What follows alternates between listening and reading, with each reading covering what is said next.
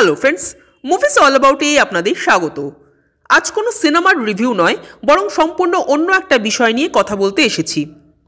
মোটামুটি থাম্বনেল দেখে আপনারা বুঝতেই পারছেন যে আজকের আলোচ্য বিষয়টা কি। আমাদের সকলের ছোটবেলাকার সুপারস্টার উদিত নারায়ণের একটি কনসার্ট চলছিল। সেই কনসার্টে উন্মত্ত জনতার মধ্যে একজন মহিলা ফ্যান উদিতজির সাথে সেলফি নিতে আসেন এবং উদিতজির গালে একটি চুম্বনও আঁকেন। মুহূর্তের মধ্যে উদিত নারায়ণও মেয়েটিকে লিপকিস করে দেন। এরপরই সোশ্যাল মিডিয়ায় এই ক্লিপ ভাইরাল হয় এবং উদিত নারায়ণ রীতিমতো সমালোচিত হতে থাকেন। উদিত নারায়ণের এই রূপ দেখে মানুষ একটু অবাকই হয়েছেন, কারণ যার ভয়েস আমাদের সকলের ছোটবেলাটাকে ভরিয়ে রেখেছিল এবং যাকে দেখলে এক নিপাট ভদ্রলোক বলেই মনে হয়, তার এই রকম ব্যবহার মানুষকে আশ্চর্য করবে, এটাই তো স্বাভাবিক। কিন্তু মুশকিলটা হলো এই ঘটনায় তিনি এতটুকু অনুতপ্ত নন, বরং কন্টিনিউয়াসলি নিজেকে ডিফেন্ড করেই যাচ্ছেন এবং এটাও বলছেন যে এসব নাকি ফ্যানদের ভালো লাগে। এই কন্ট্রোভার্সির জন্য তার নিজেরও নাকি নাম হচ্ছে।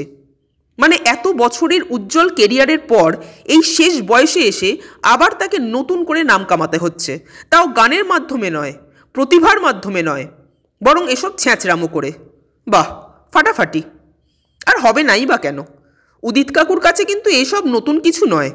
কখনো তিনি শ্রেয়া ঘোষালকে কিস করছেন, কখনো করিশ্মা কাপুরকে, কখনো আবার অলকা ইয়াগনিককে। তার কিসিকের কিস্সা বহু বছর ধরেই চলছে, তাই এসব ব্যাপার তো তার কাছে জলভাত লাগবেই। আর যেসব মহিলাদের সাথে উদিত কাকু এসব কাণ্ড করেন তাদের ভালো লাগছে, এই কথাটা কিন্তু খুব ভুল কথা। হ্যাঁ, পুলিশে এফআইআর করা বা সোশ্যাল মিডিয়ায় চিল্লামিল্লি করার মতো স্টেপ হয়তো সবাই নিতে পারে না বা চায় না, তার মানে এই নয় যে তাদের ভালো লাগছে। এসব ভুলভাল কথা বলে উদিত নারায়ণের মতো মানুষদের উৎসাহ দেওয়াটা বন্ধ করা হোক। উনি যা করলেন, এরপর উনার সহকর্মীরাও অস্বস্তি বোধ করবেন উনার সাথে কাজ করতে। তবে উনার জন্য অডিয়েন্স যতটা উন্মত্ততা দেখায়, তার চেয়ে অনেক বেশি উন্মত্ততা মানুষ শাহরুখ খানের জন্য দেখায়, সলমান খানের জন্য দেখায়, সোনু নিগম বা অরিজিৎ সিংয়ের জন্য দেখায়। কিন্তু কখনো শাহরুখ বা অরিজিৎ সিংকে দেখেছেন ফ্যানরা পছন্দ করে এই অজুহাতে কারোর সাথে বাড়াবাড়ি করতে?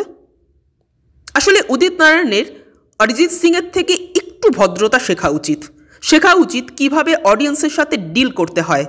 না হলে তো ভদ্রতা সভ্যতার মানেটাই হারিয়ে যাবে। অবশ্য দোষ কিছুটা সাধারণ মানুষেরও আছে।